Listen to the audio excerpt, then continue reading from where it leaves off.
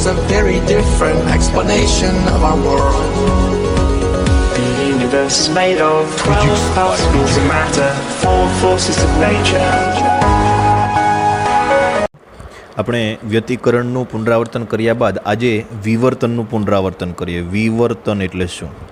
તો મિત્રો, જ્યારે પ્રકાશ અહીંયા કોઈ આપણે આડી અહીંથી પ્રકાશ આપાત કરવામાં આવે ત્યારે અહીંયા પડદો હોય તો અહીંયા આપાત થવાને બદલે અહીંયા દાખલા તરીકે લાઇટનો સોર્સ હોય તો અહીંયા આપાત થવાને બદલે અહીંયા આપાત થાય છે, આટલા વિસ્તારમાં આપાત થાય છે, આટલા વિસ્તારમાં આપાત થાય છે. તો આ જે અડચણની ધાર પાસેથી જે પ્રકાશ વળી જાય છે એને આપણે વિવર્તન કીધેલું. અહીંયા લાઇટનો સોર્સ છે તો આ વિવર્તનનો આધાર અહીંયા દાખલા તરીકે આપણે એક મધ્યસ્થ દોરીએ તો અહીંયા ખૂણો થીટા બને છે. તો જેટલો થીટા વધારે એટલું વિવર્તન વધારે મિત્રો. તો જો થીટા ન હોત તો થીટા નાનો હોત તો વિવર્તન ઓછું હોત. તો એ વિવર્તનનો આધાર થીટા પર રહેલો છે. તો કે થીટાનું મૂલ્ય theta is equal to lambda by D સૂત્ર તારવેલું મિત્રો. Theta is equal to lambda by D. તો જેમ આ થીટા મોટો તેમ વિવર્તન વધારે, તો આપણને વધારે દૂર મળે. અડચણની ધાર પાસેથી પ્રકાશ વળે એને જ વિવર્તન કહીએ છીએ. વિવર્તનનો આધાર લેમડા બાય ડી ગુણોત્તર પર રહે છે. જો લેમડાનું મૂલ્ય મોટું તો થીટાનું મૂલ્ય વધારે, તો વિવર્તનનું મૂલ્ય વધારે. આપણે આને લેમડા બાય એ કહીશું આપણે, કેમ કે આપણે આ સ્લીટની જાડાઈને ત્યાં એ કીધેલું, ઘણી બુકમાં ડી કીધેલું છે, ઘણી બુકમાં એ કીધેલું છે. અહીંયા આપણે લેમડા બાય એ રાખીશું. એ એટલે સ્લીટની જાડાઈ, અને ડબલ સ્લીટનો પ્રયોગ હોય તો એમાં ડી એટલે બે સ્લીટ વચ્ચેનું અંતર. તો theta is equal to lambda by A. આમ વિવર્તન એ લેમડા બાય એ ગુણોત્તર પર આધાર રાખે છે. વિવર્તન સમપ્રમાણ આવું પણ લખી શકાય, વિવર્તન સમપ્રમાણ લેમડા બાય એ. બીજું કે જો તમને પડદો નજીક હોય મિત્રો, આ એક પ્રશ્ન હતો કે ફ્રેનલ, બે પ્રકારના વિવર્તન હોય, ફ્રેનલ વિવર્તન અને ફ્રોનહોફર વિવર્તન. જો ફ્રેનલ વિવર્તન ક્યારે કહેવાય તો કે પડદો નજીક હોય તો ફ્રેનલ વિવર્તન. અને ફ્રોનહોફર વિવર્તન ક્યારે કહેવાય? ફ્રોનહોફર વિવર્તન તો કે પડદો દૂર હોય, પડદો આનાથી થોડો દૂર હોય તો ફ્રોનહોફર, ને જો આ પડદો નજીક હોય તો ફ્રેનલ વિવર્તન. બીજું, આનાથી તમને જે શલાકાઓ મળશે, આપણે આવી શલાકાઓ આપણે આગળ વિવર્તનમાં સમજેલા. આ શલાકાઓની તીવ્રતા મેળવવા માટેનું સૂત્ર છે મિત્રો, I બરાબર I0 કૌંસમાં sine alpha by alpha whole square. તીવ્રતાનું સૂત્ર છે I0 એટલે અહીંયા જે તીવ્રતા આપાત થાય છે એ, અને I એટલે અહીંયા તમને જે તીવ્રતા મળે છે. તો એ તીવ્રતા મેળવવા માટેનું સૂત્ર છે I is equal to I0 sine alpha by alpha. જ્યાં આલ્ફા શું લેવાનું તો કે આલ્ફા બરાબર pi D sine theta by lambda. Alpha બરાબર pi D sine theta by lambda. બરાબર યાદ રાખજો મિત્રો આ બંને સૂત્રો. તીવ્રતાનું સૂત્ર છે I is equal to I0 sine alpha by alpha whole square, અને આલ્ફાનું સૂત્ર છે અહીંયા આલ્ફાની આ કિંમત મૂકવાની pi D sine theta by lambda. જો મિત્રો મધ્યસ્થ અધિકતમ, આ થીટા એટલે અહીંયા આપણે આ ખૂણો કયો લેવાનો છે? જો મધ્યસ્થ અધિકતમ હોય તો થીટાની કિંમત કેટલી થશે મિત્રો? 0, કેમ કે મધ્યસ્થ અધિકતમ તમને એકદમ અહીંયા જ મળશે, આ બિંદુ એકદમ સામસામે જ મળશે, તો ત્યાં થીટાની કિંમત 0. જો થીટાની કિંમત 0 તો સાઇન 0 0, તો આલ્ફાની કિંમત 0, તો આલ્ફા ટેન્સ ટુ 0, આલ્ફાની કિંમત 0, તો સાઇન આલ્ફા બાય આલ્ફાની કિંમત કેટલી થાય? 1 થાય. મિત્રો આ મેથ્સવાળાને આવે છે કે લિમિટ, લક્ષવાળા ચેપ્ટરમાં એને આવશે લિમિટ આલ્ફા ટેન્સ ટુ 0, તો સાઇન આલ્ફા બાય આલ્ફા બરાબર 1 થાય. તો અહીંયા થીટાની કિંમત 0 થવાથી, સાઇન 0ની કિંમત 0 થવાથી આલ્ફાની 0 છે, એટલે આલ્ફાની કિંમત 0ની નજીક છે, તો સાઇન આલ્ફા બાય આલ્ફા કેટલા થશે? 1 થશે. તો અહીંયા આપણું સૂત્ર શું થઈ જાય? I બરાબર I0 1નો સ્ક્વેર, તો I બરાબર I0 થશે. એટલે કે મૂળ તીવ્રતા તમને મળશે ક્યાં? અહીંયા જે મધ્યસ્થ અધિકતમ જ્યાં રચાશે ત્યાં તમને મૂળ તીવ્રતાવાળો પ્રકાશ જોવા મળશે મિત્રો. ચાલો નેક્સ્ટ જોઈએ ન્યૂનતમ માટેની શરત. ન્યૂનતમ તીવ્રતા કેટલી મળશે? આ મધ્યસ્થ અધિકતમ માટે છે. હવે ન્યૂનતમ માટેની અને મહત્તમ માટેની, એટલે કે પ્રકાશિત અને અપ્રકાશિત માટેની. ન્યૂનતમ માટેની શરત અને અહીંયા આવશે મહત્તમ માટેની શરત, એટલે કે અધિકતમ. આ મધ્યસ્થ છે. આપણે શલાકાઓ તમને આવી મળશે મિત્રો. મધ્યસ્થ અધિકતમની તીવ્રતા મેક્સિમમ, પછી તીવ્રતા ઘટતી જશે, પછી તીવ્રતા ઘટતી જશે, એવી જ રીતના તમને આ બાજુ પણ આલેખ મળશે. આ મધ્યસ્થ અધિકતમ કહેવાય, આ પ્રથમ ન્યૂનતમ કહેવાય, આ પ્રથમ મહત્તમ કહેવાય, આ દ્વિતીય ન્યૂનતમ કહેવાય, આ દ્વિતીય મહત્તમ કહેવાય. એવી રીતના તમને જુદી જુદી. આને શું કહીશું આપણે? મધ્યસ્થ. તો એના માટે આપણે આ કેસ લેવાનો છે. હવે આ પ્રથમ મહત્તમ, દ્વિતીય મહત્તમ, ત્યાર પછી ત્રીજું મહત્તમ. તો એના માટે મહત્તમની શરત અહીંયા, મહત્તમ માટેની શરતનું અહીંયા સૂત્ર તારવીશું. અને આ જે ન્યૂનતમો છે, આ પહેલું ન્યૂનતમ, બીજું ન્યૂનતમ, ત્રીજું ન્યૂનતમ, એવી રીતે આ બાજુ પહેલું ન્યૂનતમ, બીજું ન્યૂનતમ, ત્રીજું ન્યૂનતમ, એ ન્યૂનતમ માટેની શરત અહીંયા લખીશું. મિત્રો ન્યૂનતમમાં ન્યૂનતમ થવું હોય મિત્રો, તો આપણે આગળ તારવેલું છે કે ન્યૂનતમ માટે ડી સાઇન થીટા, પદ તફાવતને આપણે ડી સાઇન થીટા વડે દર્શાવતા. ડી સાઇન થીટા બરાબર એન લેમડા. મિત્રો વિવર્તન માટે ડી સાઇન થીટા બરાબર એન લેમડા ન્યૂનતમ માટે. અને વ્યતિકરણ માટે શું હતું? 2n+1 lambda by 2. વ્યતિકરણમાં આપણે આને અપ્રકાશિત કહેતા હતા. અહીંયા ન્યૂનતમ પણ કહી શકાય, અપ્રકાશિત પણ કહી શકાય. તો ત્યાં તો 2n+1 અથવા તો 2n-1 લેમડા બાય 2. એવી જ રીતે જો મહત્તમ માટેની શરત લખીએ તો એનો પદ તફાવત શું થશે? ડી સાઇન થીટા બરાબર 2n+1 લેમડા બાય 2. એટલે વ્યતિકરણમાં જે મહત્તમમાં હતું અહીંયા ન્યૂનતમમાં આવી જશે, અને અહીંયા જે ન્યૂનતમમાં હતું એ શું? અને વ્યતિકરણમાં મહત્તમમાં હતું એ શેમાં આવી જશે? ન્યૂનતમમાં આવી જશે. હવે મિત્રો આપણે આના જેવું સૂત્ર બનાવવું છે, pi D sine theta by lambda.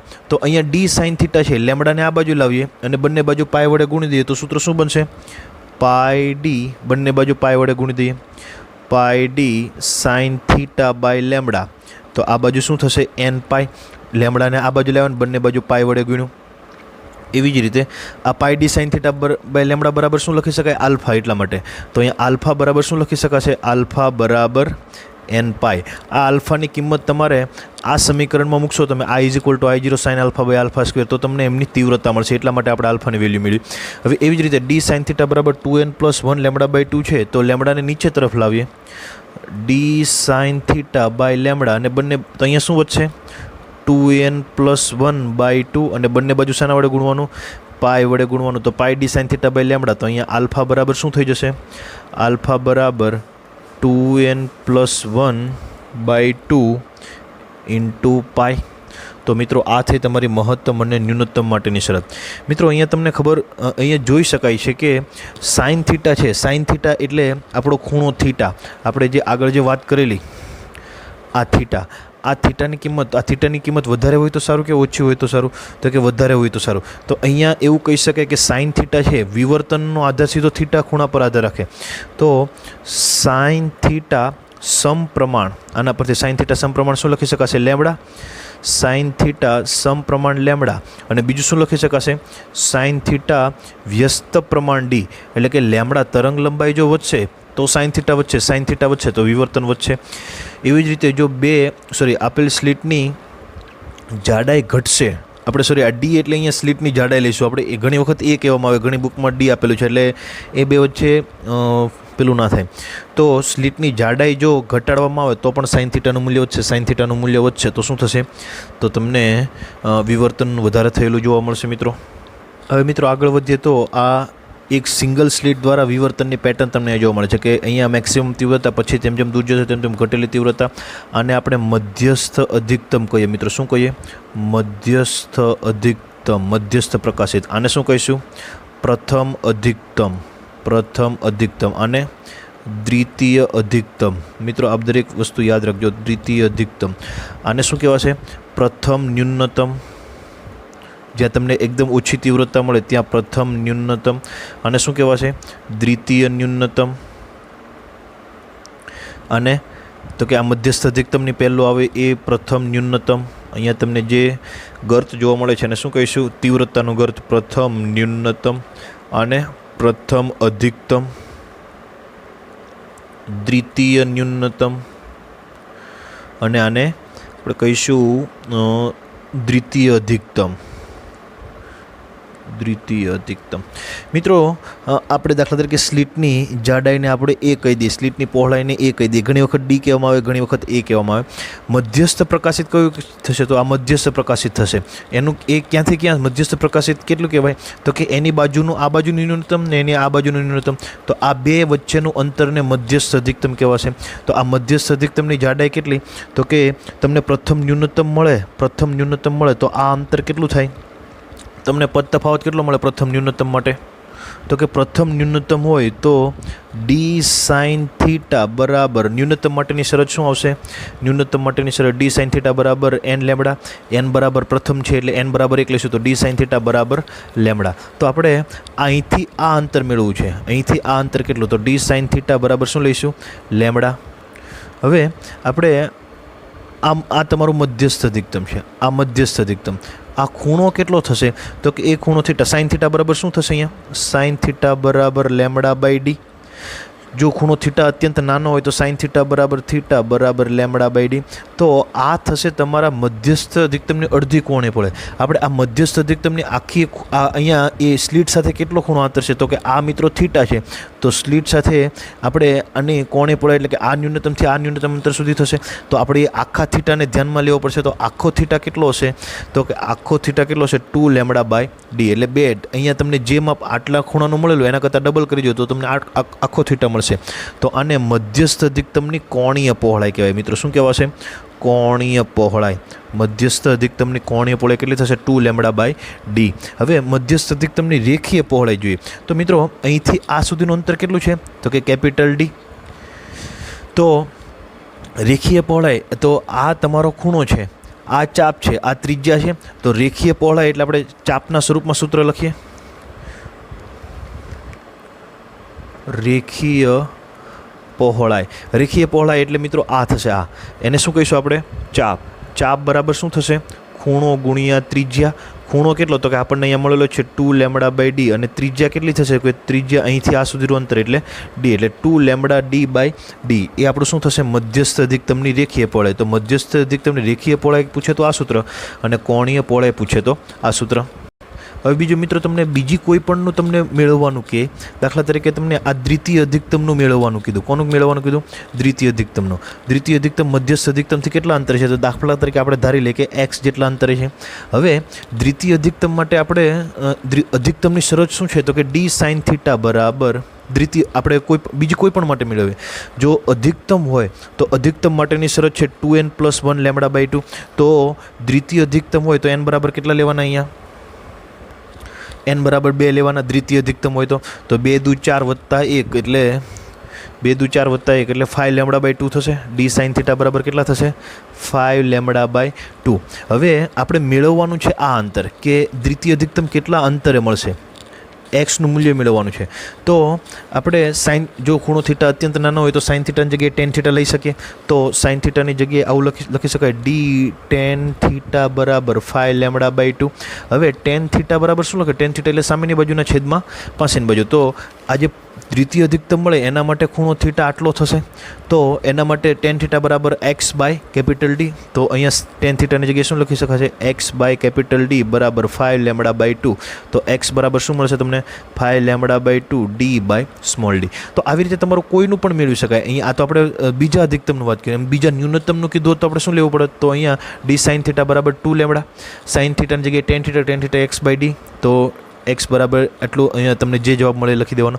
તો આવી રીતે તમને કોઈ પણનું પણ મધ્યસ્થ અને ન્યૂનતમ તમને અધિકતમ અને ન્યૂનતમ તમને મળી શકે. મિત્રો આપણે કોનું? બીજા અધિકતમનું. હવે ત્રીજા અધિકતમનું મેળવવું હોય તો શું કરવું પડશે? તો કે અહીંયા શું લખવું પડે? ડી સાઇન થીટા બરાબર આપણે બે એની જાડાઈ મેળવી. તો ડી સાઇન થીટા બરાબર શું લખી શકાશે? કેટલો? અહીંયા આપણે 2 માટે લીધું 3. 3 દુ 6 વત્તા 1 7 લેમડા બાય 2 એટલે 7 લેમડા બાય 2. તો અહીંયા શું આવશે? એક્સ બરાબર 7 by 2 lambda D by small D. તો આ તમારું બીજું અધિકતમ હતું. આ તમારું ત્રીજું અધિકતમ છે. તો આ બે અધિકતમો વચ્ચેનું અંતર કેટલું થશે? તો કે 7 - 5 એટલે 4. 4 બાય 2 એટલે 2. તો દરેક માટે 7 - 5 એટલે 2. 2 બાય 2 એટલે કેન્સલ. એટલે કોઈ પણ બે અધિકતમનો તમે કોઈ પણ બે અધિકતમ લેશો, ક્રમશઃ અધિકતમ કે ક્રમશઃ ન્યૂનતમ લેશો તો એનો તફાવત કેટલો મળશે? 7 - 5 2 એટલે 2 બાય 2 2 કેન્સલ એટલે લેમડા ડી બાય ડી. એટલે કોઈ પણ તમને કોઈ પણ પ્રકાશિત કે અપ્રકાશિતની જાડાઈ મેળવશો, મહત્તમ કે ન્યૂનતમની જાડાઈ મેળવશો તો એ હંમેશા કેટલી થશે? લેમડા ડી બાય ડી જેટલી જ થશે. ત્યાર પછીનો મિત્રો ટોપિક હતો ફ્રેનલ લંબાઈ. એ પહેલાં આપણે વ્યતિકરણમાં બધાની તીવ્રતા એક સમાન મળતી હતી અને એની વ્યતિકરણ માટે તીવ્રતાનું સૂત્ર આવું પણ હતું, તમને યાદ હોય તો, કે I² બરાબર n² I0. I0 એટલે તમારી મૂળભૂત તીવ્રતા અને n એટલે 2 તરંગો હોય તો 4I0 મળે તમને મેક્સિમમ, 3 હોય તો 3 નો વર્ગ 9I0 મળે. તો આમાં તીવ્રતા કેવી થઈ? તો આપણને ખબર છે કે અહીંયા તીવ્રતા શું થતી જશે?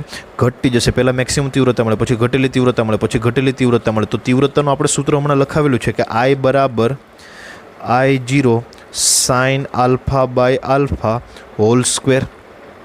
અને આલ્ફાનું બીજું એક સૂત્ર લખાવવાનું છે કે આલ્ફા બરાબર πd sin theta by lambda. તો અહીંયા d sin થીટા તમારો જેટલો પદ તફાવત હોય એ મૂકો, એની કિંમત તમે અહીંયા મૂકો તો તમને I મળશે. એટલે અહીંયા તમને કેવી તીવ્રતાઓ મળશે?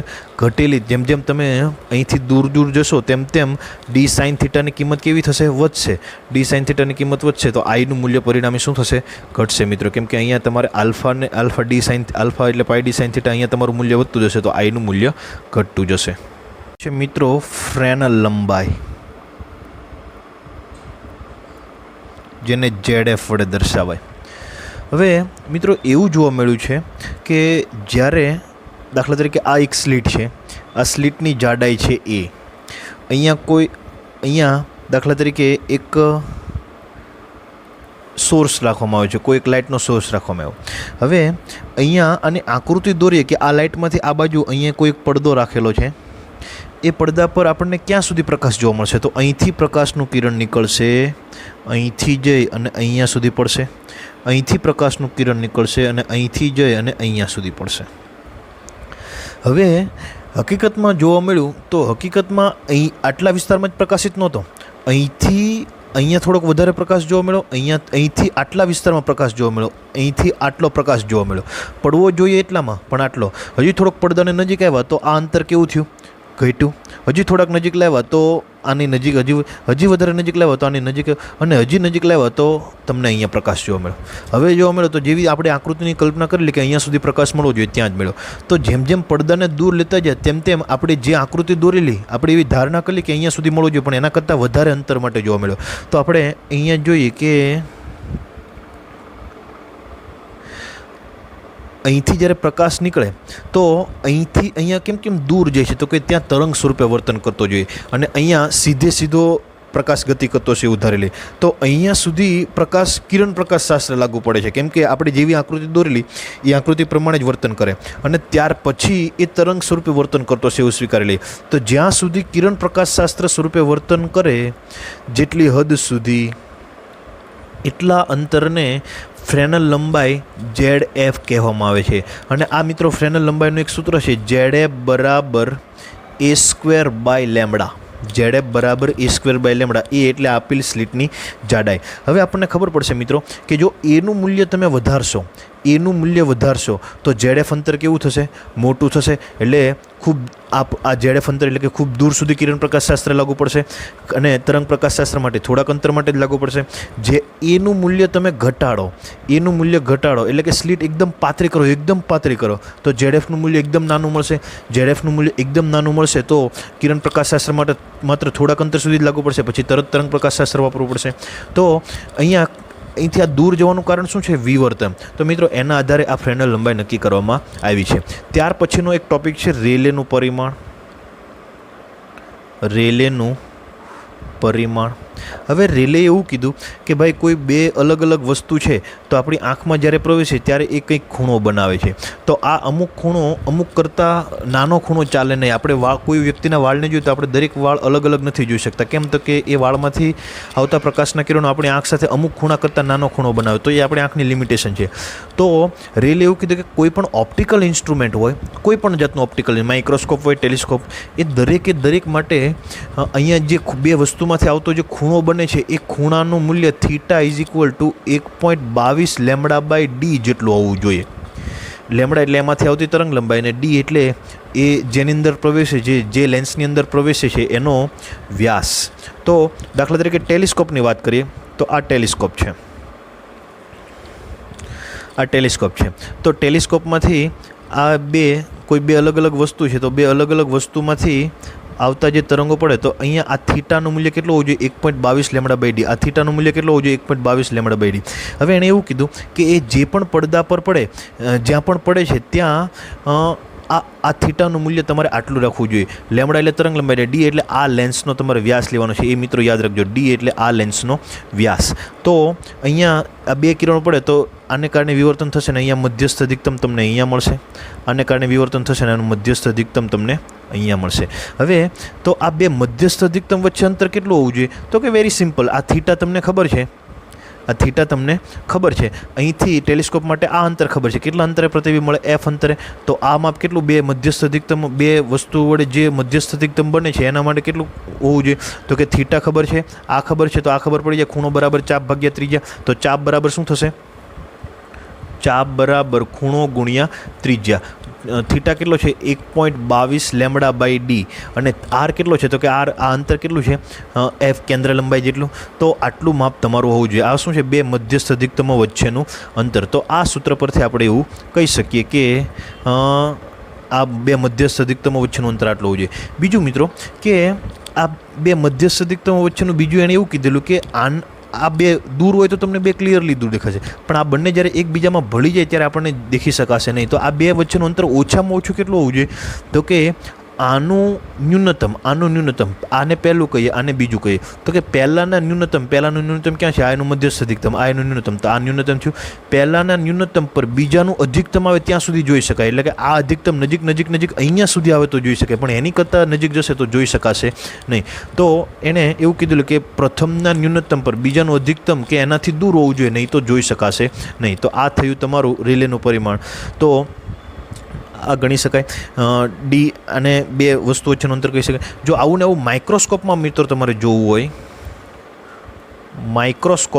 હોય, તો એના માટે પણ એક સૂત્ર છે મિત્રો કે બે અલગ અલગ વસ્તુઓ વચ્ચેનું અંતર કેટલું હોવું જોઈએ? તો કે 1.22 લેમડા બાય 2 tan બીટા. જ્યાં ટેન બીટા એ શું છે? તો કે ટેન બીટા તમારો માઇક્રોસ્કોપની અંદર આ તમારો લેન્સ છે અને અહીંયા તમે વસ્તુ મૂકેલી છે, તો આ એની અક્ષ છે. તો આ વસ્તુ આની સાથે જેટલો ખૂણો બનાવે એને બીટા કીધેલું છે. તો એના આધારે એ ગણતરી કરી શકાય. તો ટેન બીટા એટલે કે આ અંતર કેટલું છે, અને ટેન બીટા એટલે સામેની બાજુના છેદમાં પાસેની બાજુ. તો સામેની બાજુ આ પાસેની બાજુ એ તમે કિંમત મૂકીને કરી શકો. પણ એના માટે સૂત્ર આ છે. ડી મિનિમમ એટલે તમારે જે બે અલગ અલગ વસ્તુઓ છે. હવે આપણે દાખલા તરીકે ડી મિનિમમ આટલું હોય ત્યારે તમને દેખી શકે, પણ એના કરતાં નાનું ડી મિનિમમ કરવું હોય તો કે અહીંયા લેમડાની કિંમત ઘટાડ્યો.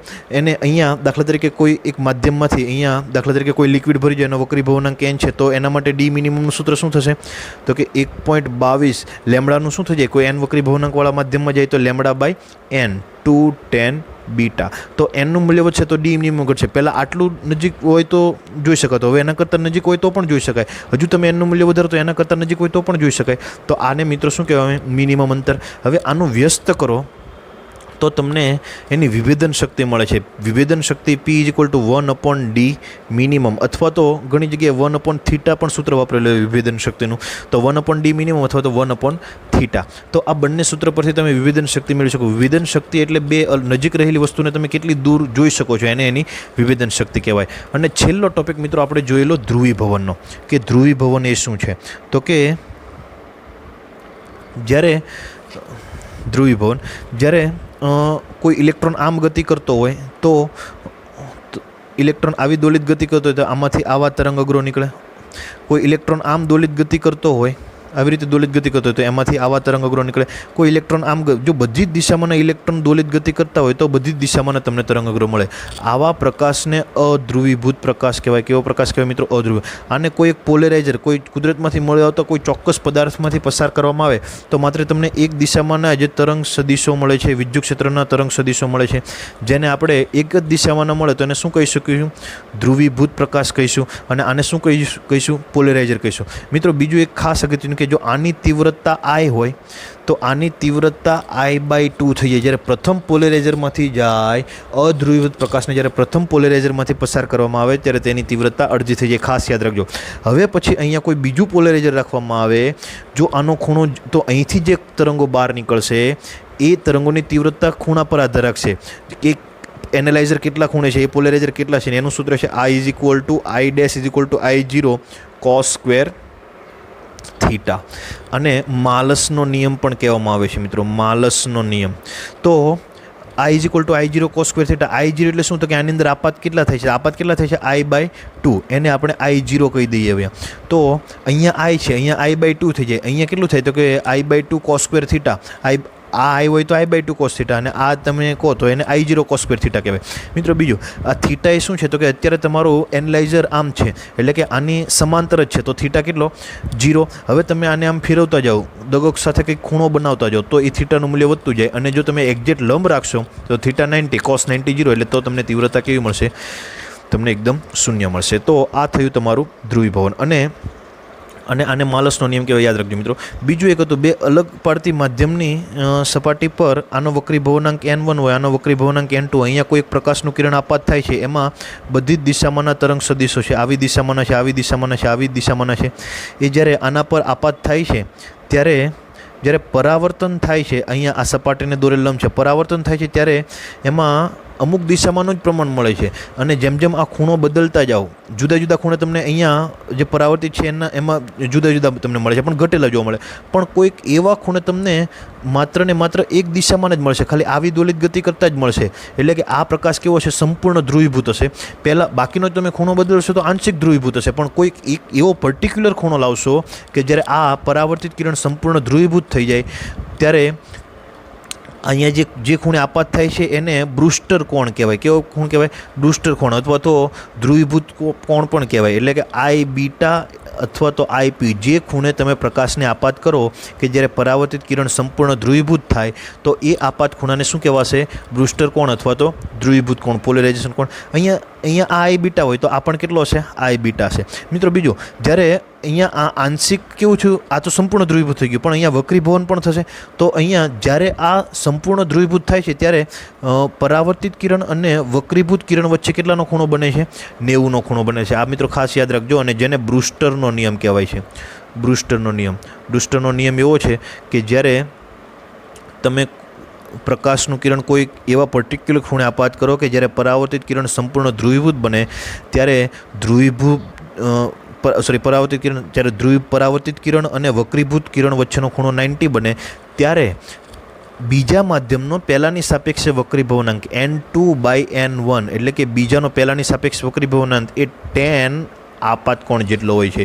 એટલે કે આપાત કોણના tan મૂલ્ય જેટલો હોય છે. તો મિત્રો આ થયો તમારો બ્રુસ્ટરનો નિયમ. આ સમગ્ર ચેપ્ટરનું પુનરાવર્તન કરાવી દીધું. હવેથી તમારે ડેઇલી યાદ રાખજો મિત્રો, ડેઇલી તમને જે એક PDF મોકલેલી છે એ PDFમાં MCQ આપેલા છે. ડેઇલી તમારે 25 સોલ્વ કરવાના છે. ડેઇલી હું 25નું સોલ્યુશન કરાવીશ. નેક્સ્ટ ડે આવતીકાલથી હું ડેઇલીના 25 MCQનું સોલ્યુશન કરાવીશ. તો એ તમારે MCQ સોલ્વ કરવાના છે અને મને મોકલવાના છે. તો આજે હું હમણાં વિડીયો લેક્ચર મૂકી દઉં છું. એટલે કે તારીખ કેટલી તારીખ છે આજે? 27 તારીખને 5:06 વાગ્યાની આજુબાજુ વિડીયો લેક્ચર મૂકું છું. તો દરેક બાળક જોઈ લે. અને કાલે 6 વાગ્યા પહેલાં મને દરેક બાળક મને MCQ એની નોટમાં લખે, અને ન આવડે તો છોડી દે, બાકી બધા જ લખી અને મને ફરજિયાત વોટ્સઅપમાં મોકલવાના છે. ફરી વખત મારો વોટ્સઅપ નંબર ના હોય તો આ નોટ કરી દેજો, 9099876537. તમને એલનના જે MCQ તમને PDF તરીકે મોકલેલા છે, જો ના મળી હોય તો તમને આજે ફરી પાછો એ PDFની લિંક નીચેના વિડીયો લેક્ચરમાં પણ આપી દઉં છું ડિસ્ક્રિપ્શનમાં. અને તમને વોટ્સઅપ દ્વારા પણ આ લિંક મળી જશે કે એ લિંક પર ક્લિક કરવાથી તમને એક PDF ખુલશે. એ PDFમાં શરૂઆતમાં તમને આના સૂત્રો આપેલા છે અને પછી એલનના MCQ આપેલા છે. તો 1 થી 25 MCQ તમારે સોલ્વ કરીને આવતીકાલે 5 વાગ્યા પહેલાં તમારે મને મોકલી આપવાના છે વોટ્સઅપમાં. નમસ્કાર મિત્રો, ધન્યવાદ.